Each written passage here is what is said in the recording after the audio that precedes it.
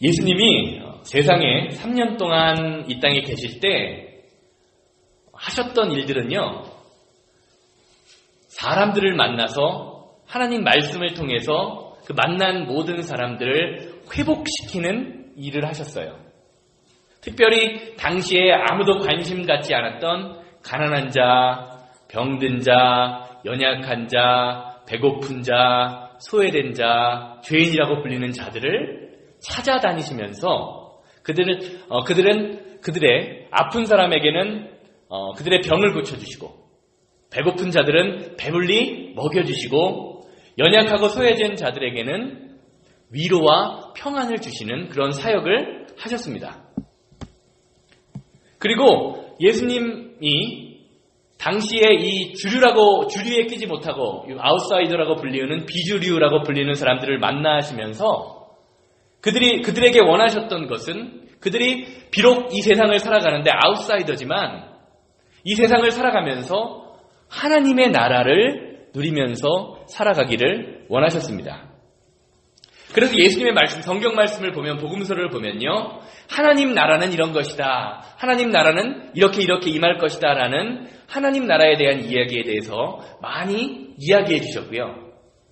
하나님 나라를 선포함으로 하나님 말씀을 통해서 악한 영에 사로잡힌 자를 치유해 주시고, 병든 자들을 치유해 주시고, 죄에 사로잡힌 자들을 그 죄 가운데서 풀어 놓아 주심으로 말미암아 그들의 삶 속에 하나님을 믿으면 이렇게 되는구나, 하나님을 믿으면 이렇게 행복한 삶을 사는구나 라는 그러한 천국의 기쁨을 누릴 수 있도록 허락하셨습니다. 예수님이 이 땅에 계실 때 하나님 나라를 주셨던 것처럼 이 시간 예배하시는 여러분들에게 하나님의 말씀이 여러분들 마음속에 파고들므로 말미암아 하나님 나라를 온전히 누리시는 저와 여러분들 되시기를 주님의 이름으로 소망합니다. 그런데 특별히 예수님은요, 그 예수님의 그 귀한 능력, 하나님의 그 능력을 나타내실 때 그냥 내가 하늘에서 온 동정녀에게 태어난 하나님의 아들 예수다라고 선포하시면서 그냥 간단히 능력을 나타내는 것이 아니라 어떤 때에는 구약에 쓰여진 말씀을 인용하시면서 그 말씀을 통하여 하나님의 능력을 나타내기도 하고 귀신을 쫓기도 하는 그러한 사역을 하셨습니다. 특별히 우리가 말씀을 보면 예수님이 공생애를 시작하시기 전에 뭐를 하시죠? 40일 동안 금식 기도를 하시죠. 금식 기도를 하고 배가 고프니까 사탄이 와서 3가지 시험을 하는데요. 그때 신명기 6장과 8장 말씀을 인용하시면서 사탄을 물리치시는 것을 볼 수 있습니다. 첫 번째 시험에서는 어떻게 하셨습니까? 신명기 8장 3절을 인용하시면서 사람이 떡으로만 사는 것이 아니라 하나님의 입으로부터 나오는 우리가 가지고 있는 말씀으로 살아야 한다라는 것을 이야기해 주셨고, 두 번째 시험이 닥쳤을 때는 주 너의 하나님을 시험하지 마라, 신명기 8장 3절 말씀을 통해서 이겨내셨고요. 세 번째는 신명기 6장 16절 말씀을 인용하시면서 주 너의 하나님께 경배하고 다만 그를 섬기라, 이렇게 말씀을 통해서 시험을 이겨내신 것을, 그리고 능력을 나타내는 것을 우리는 성경을 통해서 알 수가 있습니다. 사랑하는 여러분, 하나님의 말씀에는요, 능력이 있습니다. 믿으시기를 바라요. 이것을 믿는 것이 신앙생활입니다. 하나님의 말씀을 통해서 여러분들의 상한 심령이 회복되고, 하나님의 말씀을 통해서 여러분의 연약한 마음, 연약한 질병, 연약한 육신이 회복됨을 믿으시기를 바랍니다. 우리는 살면서 어떻습니까? 사람에게 위로를 받기를 원하죠. 힘들죠? 힘드시죠? 내가 위로해 줄게요. 이렇게 사람에게 위로를 받기 원하지만요, 정말 우리 마음속에 오는 진정한 위로와 회복과 치유는요, 하나님의 말씀을 통해서 오게 됩니다. 사람이 변하는 것도요, 그냥 변하지 않아요. 말씀이 우리 가운데 들어오게 될 때에 그 말씀을 통해서 우리의 삶이 변하게 되는 것입니다. 오늘 말씀을 통해서요, 부족한 말씀이지만 말씀을 통해서 역사하시는 하나님의 능력과 은혜, 하나님의 치유의 능력이 여러분들의 삶에 항상 가득하시기를 주님의 이름으로 소망합니다. 그런데 우리는요, 성경을 통해서 예수님의 사역하실 때만 예수님이 하나님의 말씀을 인용하신 것이 아니라 3년간의 생활을 마치시고 사역을 완성시키시는 그 십자가의 고난과 죽음 앞에서도 성경 말씀을 인용하고 계신 것을 볼 수가 있습니다. 그게 오늘 본문 말씀 시편 말씀이에요. 마가복음 15장 34절 말씀을 보면요, 하나님의 아들이신 예수님께서 저와 여러분들의 죄를 지시고 십자가에 달려서 팔과 다리가 못 박히실 때, 그리고 채찍에 맞아서 극심한 고통 가운데서 돌아가시는 순간에 이 말씀을 하시는 것을 볼 수가 있어요. 마가복음 15장 34절 보시기 바랍니다. 제9시에 예수께서 크게 소리질러 이르시되 엘리 엘리 라마 사박다니 하시니, 이를 번역하면 나의 하나님 어찌하여 나를 버리셨나이까 하는 뜻이라. 오늘 읽은 시편 22편 말씀과 똑같죠. 이것을 예수님이 인용하셨죠. 나의 하나님 어찌하여 나를 버리셨습니까? 라는 이 십자가에서 예수님의 외침은요, 언뜻 보면 하나님으로부터 버림받은 메시아 예수님의 처절한 고통이 느껴지기도 해요. 나는 아무것도 잘못한 것이 없는데 죄값을 받아야 하는 그 예수님의 억울함이 전해지는 원망처럼 들리기도 합니다. 그런데 이 시편 기자와 예수님이 하신 말씀, 나의 하나님 왜 나를 버리고 계십니까? 라는 이 외침은요, 외침을 우리가 읽고 묵상하고 볼 때마다 이 외침이 저에게는 왠지 낯설지 않게 느껴질 때가 있어요. 왜냐하면 우리의 삶 속에도, 아니 제 삶 속에도 이유를 알 수 없는 고난과 또 감당할 수 없는 어려움과 고통, 질병이 우리 가운데 임할 때 내가 믿고 내가 섬기는 그 하나님의 도움의 손길이 정말 필요한데, 하나님이 지금 역사하셨으면 좋겠는데 아무리 하나님 앞에 무릎 꿇고 기도해 보아도 하나님의 도움의 손길이 멀리 있다고 느껴질 때, 아니 하나님 아버지가 내 곁에 계시지 않은 것처럼 느껴질 때 우리의 입에서 종종 툭툭, 나는 이렇게 힘들고 어려운데, 나는 이렇게 질병으로 고통받고 있는데 도대체 하나님은 어디 계신가? 하나님이 나를 버리신 것은 아닐까라는 그런 생각을 해보았기 때문입니다. 여러분들 혹시 그런 생각 해보셨나요? 하나님이 너무 멀리 있지 않은가? 하나님이 빨리 좀 역사하셨으면 좋겠는데 왜 이렇게 더디게 역사하시는가? 혹시 하나님을 나를 잊어버리고 계신 것은 아니야? 라는 생각 한번 해보셨습니까? 저만 그런 생각을 하나요? 사랑하는 여러분, 예수님이 십자가에서 극심한 고통을 당하시면서 나의 하나님 어찌하여 나를 버리셨습니까? 라고 울부짖을 때 과연 하나님께서는 어디에 계셨을까요? 아니, 예수님이 십자가에 달려 돌아가실 때 그 얘기를 하는 것이 아니라, 내가 하나님을 믿는다고 믿는데, 예배에 나온다고 나오는데, 하나님 앞에 드린다고 드리는데, 여러분이 극심한 고통과 외로움, 질병으로 고난받는데, 내가 취직하고 싶어도 취직이 안 되고, 좋은 곳에 좋은 사람들을 만나고 싶어도 만날 수도 없고, 아무리 좋은 약을 먹어도 질병에 걸리는 이 나를 보면서 과연 하나님은 어디 계셨습니까? 어디 계십니까? 라는 생각을 해보시지 않았습니까?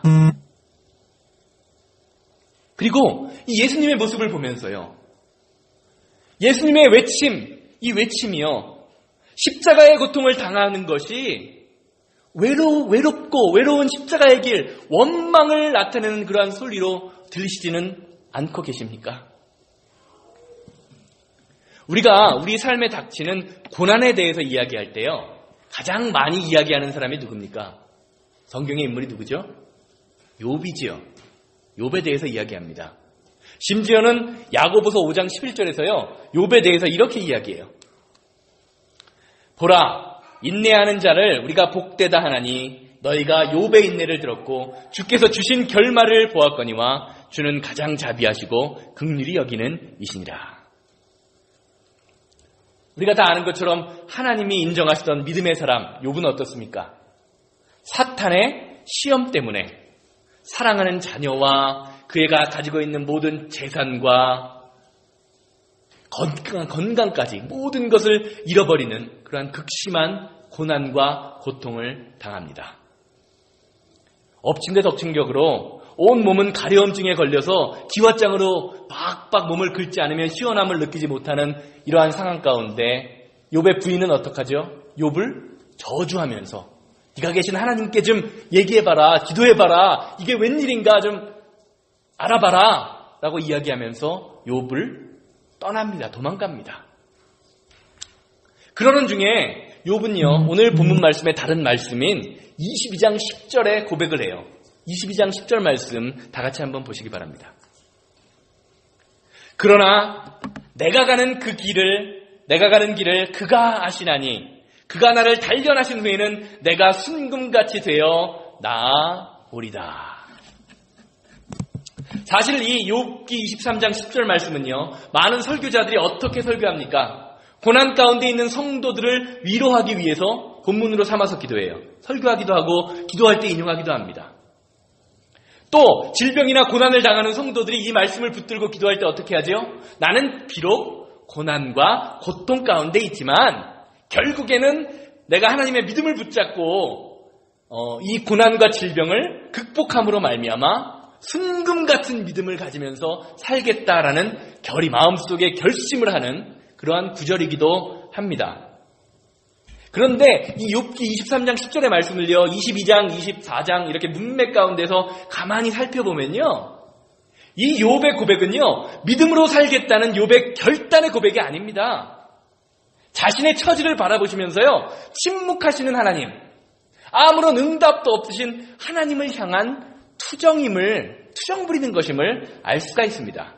쉽게 말하면 우리가 이 말씀에 대해서 오해하고 있다는 거예요. 욥기 22장 말씀을 보면 욥의 친구 엘리바스가요, 욥의 실수나 욥의 잘못을 조목조목 이야기하면서 야, 욥, 너 회개해야 한다라고 이야기를 해요.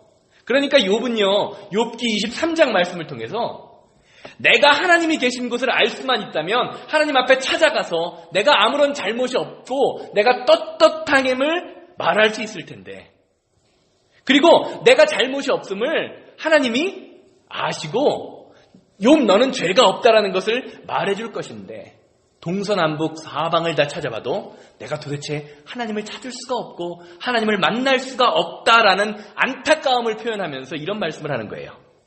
그러나 내가 가는 그 길을 하나님이 아시나니 그가 나를 단련하신 후에는 순금같이 되어 나아오리다. 참 멋진 신앙의 고백 같죠? 우리가 있는 성경에는 내가 믿음을 지키고 고난을 극복해서 순금같이 되겠다는 그러한 믿음의 다짐으로 들리지만 새번역으로 읽거나 영어 성경으로 보면요, 그 의미가 조금 달라요. 새번역 성경 번역된 것 한번 보시겠습니다. 하나님은 내가 내 발을 한 번 옮기는 것을 다 알고 계실 터이니 나를 시험해 보시면 내가 흠이 없다는 것을 아실 수 있으련만. 하나님이 나를 보시면 내가 모든 행동을 보고 내가 흠이 없다는 것을 아실 텐데 그렇게 하시지 않는다라는 거예요. 의미가 좀 많이 다르죠. 사랑하는 여러분, 이 문장은요, 내 고난이 나를 완벽한 신앙인으로 만들어준다라는 그러한 믿음의 다짐이 아니에요. 반대로 내가 한 발짝을 옮겨 움직이는 것도 다 아시는 하나님, 이 하나님은 내가 죄가 없다는 것을 아실 텐데 도대체 하나님 지금 어디 계십니까? 왜 나에게 응답하지 않으십니까? 라는 아쉬움이 담긴 투정과도 같은 원망 섞인 이야기입니다. 고백입니다. 그런데 여기서 우리가 한 가지 중요한 사실을 발견할 수 있어요. 욥의 이 투정 섞인 고백은요, 자신이 당하고 있는 이 알 수 없는 고난 때문이 아니라는 거예요. 견딜 수 없는 고난과 질병으로 인한 원망이 아니라는 겁니다. 나는 지금 힘들고 어렵다. 그래서 하나님, 나 힘들고 어려워서 죽겠습니다라고 이야기하는 게 아니라는 거예요. 27장, 욥기 27장, 23장, 16절, 17절 보시기 바랍니다. 이어서 나오는 말씀인데요. 하나님이 나의 마음을 약하게 하시며 전능자가 나를 두렵게 하셨나니 이는 내가 두려워하는 것이 어둠이나 흑암이 내 얼굴을 가렸기 때문이 아니로다. 10장 이후에 이어지는 16장 17절 고백을 16절 17절 고백을 보시기 바랍니다. 욥은 지금 어둠과 흑암이 내 얼굴을 가린 것, 즉 고난과 고통, 질병, 내 재산을 다 잃은 것, 이것이 나를 두렵게 만들지 않는다라고 고백해요.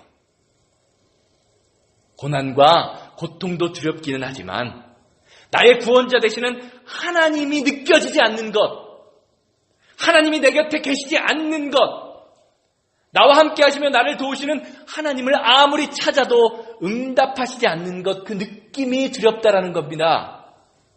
그러니까 어떡하라는 거예요? 하나님, 빨리 오셔서 내 고난과 고통의 문제를 해결해 주시는 그 하나님이 나에게 빨리 역사하여 주시옵소서라고 투정 부리고 있는 거예요. 이와 마찬가지로요, 오늘 본문 말씀 다른 구절인 시편 23편 10절의 말씀도 나의 하나님 어찌하여 나를 버리셨나이까 라는 이 시편 기자와 예수님의 이 고백도요, 하나님 왜 나에게 이런 고통을 주십니까? 라는 처절한 원망의 고백이 아닙니다. 22장 11절 말씀 보시기 바랍니다.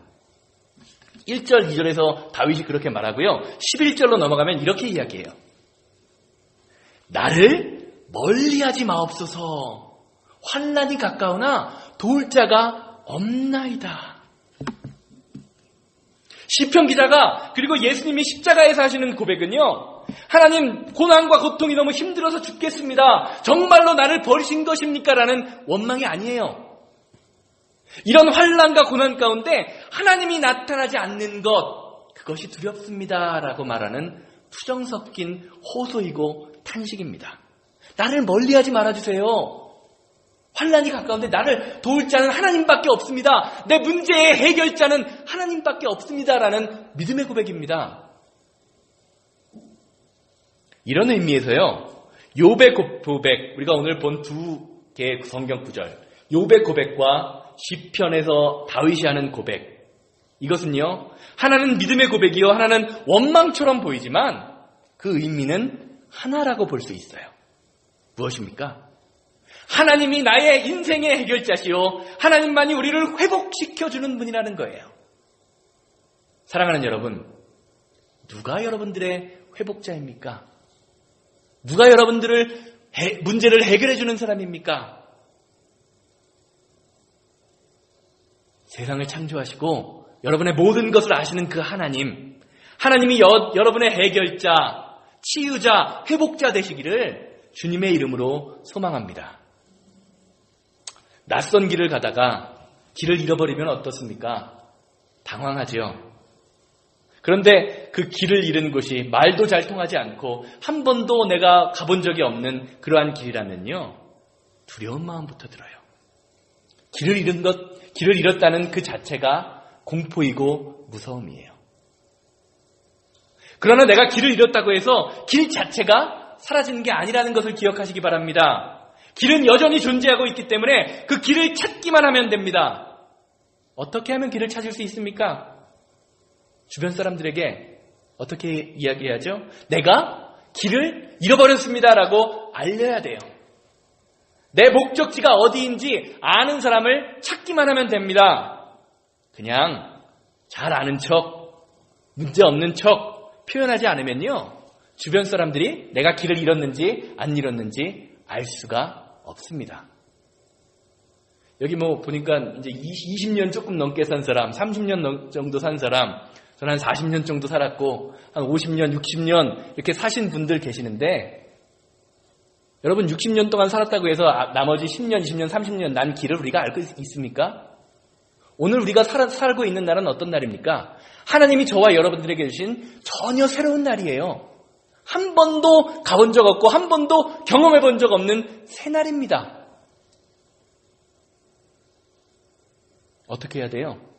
그 새날을 한 번도 가본 길이 없는 그 길을 찾아갈 수 있는 길, 그 인도자를 찾아야 하지 않겠습니까?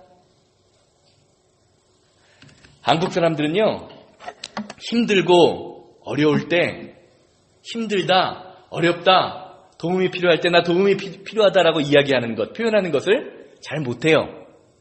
문화 자체가 그래요. 도움을 준다고 이야기하면요, 일단은 한번 아닙니다, 됐습니다 라고 거절하는 것이 뭐라고 생각하죠? 예의라고 생각합니다. 제가 미국 와서 처음 미국에 왔을 때 이삿짐을 나르고 있었는데 미국 유학 와서 이렇게 뭐 박스를 미국 온 지 얼마 안 돼서 박스를 막 나르고 막 그러고 있었어요. 그러니까 혼자 하니까 좀 힘들었죠. 혼자 살았으니까. 그런데 갑자기 미국 친구가 하나 지나가요. 그러면서 이렇게 이야기하더라고요. Can I help you? 좀 도와줄까? 저는 한국적인 마인드를 그때 갖고 있어서 뭐라고 얘기했어요? It's okay. 그러니까 어떻게 하냐면요. 그 친구가 오케이 그러면서 그냥 가더라고요. 저는 제 생각에는 어떻게 했냐면요. 그냥 It's okay 그래도 도와줄 줄 알았어요. 근데 미국 사람들은 안 그래요. 한국 사람들은 어떻습니까? 힘드시죠? 라고 물어볼 때 네 힘들어요 라고 대답하면 뭐라고 생각하죠? 저 사람 뭐지? 라고 생각하는 게 한국 사람이에요. 아무리 힘들고 어려워도 괜찮습니다 라고 이야기하는 게 예의예요. 예의라고 생각합니다. 상대방을 배려해서 안 그런 척 하는 경우도 있지만 대부분 뭐 때문에 그래요? 체면 때문에, 자존심 때문에 그렇게 합니다. 그러다 보니까 신앙생활에서 하나님 관계에서, 하나님과 나와의 관계에서, 신앙의 관계에서도 이런 것이 나타나요. 하나님 앞에 기도하면서 투정을 부리면 믿음 없는 사람처럼 보일까봐 자신의 감정을 속이고 드러내지 않습니다. 그런데 오늘 본문 말씀을 보면 욥과 다윗, 그리고 심지어는 우리의 믿음의 본이 되시는 예수님까지도 어떻게 하고 계세요? 나 정말 힘듭니다. 하나님 정말 어디에 계십니까? 자신의 감정을 솔직히 표현하고 있는 것을 볼 수가 있습니다. 의심, 분노, 염려, 근심, 슬픔, 두려움, 자신이 안고 있는 괴로운 감정을요, 하나님 앞에 무릎 꿇어서 다 쏟아내고 있는 것을 볼 수가 있습니다. 나의 하나님 어찌하여 나를 버리셨습니까? 어찌하여 나를 멀리하여 돕지 아니하시고 내 신음소리를 듣지 않고 계십니까? 내가 밤에도 기도하고 낮에도 기도하오나 응답하시지 않는 하나님, 도대체 어디에 계신 겁니까? 언뜻 보면 이 다윗의 고백은 믿음이 하나도 없는 사람처럼 보입니다. 그러나 다윗은 자신의 감정을 솔직히 표현하며 탄식하며 눈물로 기도함으로 오히려 하나님을 향한 깊은 믿음을 표현하고 있는 거예요. 사랑하는 여러분, 앞에 한번 보세요. 저 좀 한번 보시기 바랍니다. 어떠십니까? 힘드시죠? 힘드신가요? 안 힘드신가요? 원치 않는 질병도 내게 찾아오고, 좀 돈도 좀 많았으면 좋겠고, 또 다른 사람들에게 관계는 얼마나 힘듭니까? 그냥 열받으면 한번 확 질러버리고 싶은데 교회라 그러지도 못하고, 또 말씀 보니까 예수님이 그렇게 하시지 말고 참으라 그러고. 그런데 여러분, 내가 감당할 수 없는 고난과 고통 중에 여러분들은 과연 어떻게 기도하고 계십니까? 혹시 여러분들의 입 가운데서요, 주님, 나는 이런 상황에도 주님을 믿습니다. 가난해도 병들어도 좋습니다. 주님 한 분이면 충분합니다. 주님 뜻대로 나를 사용하여 주시옵소서. 내가 고난과 고통을 기꺼이 감수하겠습니다. 이런 입술의 고백이 여러분들의 삶 가운데 넘쳐나기를 주님의 이름으로 소망합니다. 그런데 이렇게 기도는 했지만 내 마음속에 여전히 근심이 남아있고, 걱정이 남아있고, 원인을 알 수 없는 고난과 고통, 감당할 수 없는 질병 때문에 누군가 나를 좀 도와줬으면 좋겠다 찾기 위해서 분주히 뛰어다니고 싶은 마음이 있으시다면, 여러분 어떻게 하실 겁니까? 나는 믿음이 없는 사람입니까? 여러분, 제가 말씀드리는 것은 무엇이냐면요. 여러분의 감정을 하나님 앞에 솔직히 이야기하시는 여러분들 되시기를 바라요. 하나님, 나 정말 힘들어 죽겠어요. 내 힘과 능력으로 다 해보았지만 내 삶이 정말 힘드네요. 도대체 하나님, 내가 이렇게 힘든데 하나님은 어디에 계십니까? 하나님이 계시지 않은 것처럼 느껴집니다. 불안과 초조, 갈등, 의심, 여러분의 있는 그대로의 감정을 하나님 앞에 내려놓으시기를 바랍니다. 하나님 다 듣고 계세요. 언제까지요? 하나님이 여러분의 곁에 계신 것이 느껴질 때까지 이렇게 투정 부리시기 바랍니다.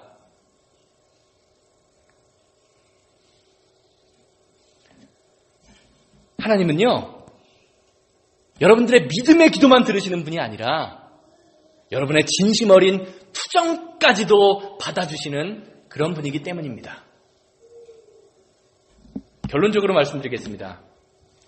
사실 오늘 말씀을 준비하면서 저는 오늘 말씀이 여러분들에게 전하는 그 설교 말씀이라기보다는 제 자신에게 더 필요한 말씀이지 않은가라는 생각을 하면서 말씀을 보고 말씀을 준비했습니다. 왜냐하면 때때로는요, 제가 목사잖아요. 목사기 때문에 믿음 있는 척하고 좀 더 굳건한 척하지만 저 자신이 다윗과 욥처럼 이런 마음을 갖고 있지 않은가, 투정 부리는 마음이 너무 많지 않은가라는 생각을 했기 때문에 그래요. 목사이기 때문에 많은 분들이 기도 요청을 하세요. 목사가 기도하면 더 잘 들어주시나요? 기도 요청을 많이 하시더라고요. 그런데 그럴 때마다 저는 어떻게 합니까? 사람들에게 기도하겠습니다라고 약속을 하곤 합니다. 그리고 기도합니다. 그런데 어떤 때에는요, 안타까운 상황에 놓이신 성도님들, 제 주변 사람들을 보면서 기도하면서도 여전히 내 마음속에 의심이 되고 근심과 걱정이 앞서게 돼요. 내가 이렇게 기도하면 과연 하나님이 들어주실까? 혹시 하나님이 안 들어주시는 것은 아닐까라는 생각이 들 때가 있어요. 그리고 저희 가정과 제 삶의 현장에서 어려움이 닥칠 때 목사이기 때문에 표현하지는 못하지만 여전히 마음속에 의심과 분노, 근심, 슬픔, 두려움으로 가득 차 어쩔 줄 몰라 하는 제 모습을 볼 때마다 제가 너무 힘이 들어요. 그런데 목사이기 때문에 성도님들에게 표현하지 못할 때가 많이 있습니다. 그런데 목사인 제 자신이 여전히 제 마음속에 의심은 있지만 한 가지 떨쳐버릴 수 없는 사실이 있어요. 그것은 무엇이냐? 제 문제, 그리고 우리 성도님들의 모든 문제, 그 문제를 해결해 주실 분은 하나님밖에 없다라는 거예요. 사랑하는 여러분, 시편 기자와 욥은요, 그리고 예수님은요, 자신의 감정을 솔직히 표현해도 하나님은 여전히 그들을 사랑하실 것이라는 것을 믿었습니다. 그들이 정말 두려워했던 것은요, 그들 앞에 놓인 문제가 아니라 만약에 하나님이 나타나서 해결해 주시지 않으면 어떡할까 하는 그러한 문제였어요. 그래서 낮에도 부르짖고 밤에도 부르짖었습니다. 그런데 그렇게 기도해도 응답은 없었습니다. 예수님은 어떠십니까? 할 수 있거든 이 잔을 나에게 옮겨주시옵소서라고 기도하는데 하나님은 끝까지 침묵하셨어요. 세상의 모든 짐을 혼자 짊어지고 가는 기분이셨습니다.